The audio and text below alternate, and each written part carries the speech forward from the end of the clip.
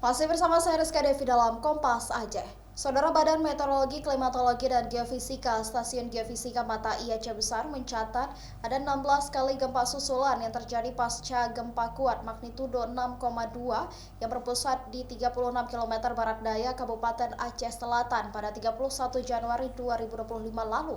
Namun umumnya bermagnitudo kecil dan rata-rata tidak dirasakan masyarakat.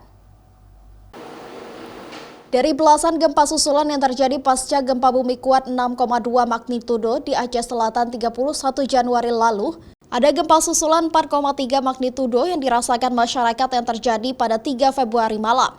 Selebihnya rata-rata bermagnitudo kecil dan tidak dirasakan oleh warga Aceh Selatan maupun daerah yang berdekatan dengan Aceh Selatan.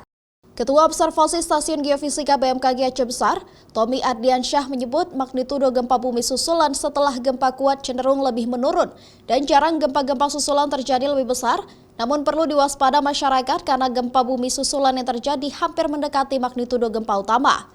Namun gempa kuat yang terjadi di Aceh Selatan terpantau kekuatannya mengecil.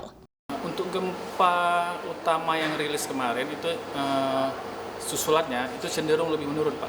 Jadi jarang terjadi gempa-gempa susulan yang besar, namun perlu diwaspadai, terkadang hampir mendekati gempa utama. Itu yang harus diwaspadai, namun masyarakat juga harus tahu terkadang untuk gempa-gempa besar ataupun gempa yang signifikan itu bisa jadi gempa awalan.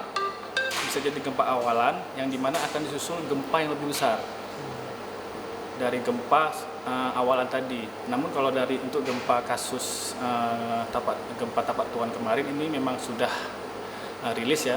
Seperti diketahui, menjelang maghrib 31 Januari lalu, Kabupaten Aceh Selatan diguncang gempa bumi tektonik dengan magnitudo 6,2 yang terpusat di 36 km barat daya Kabupaten Aceh Selatan.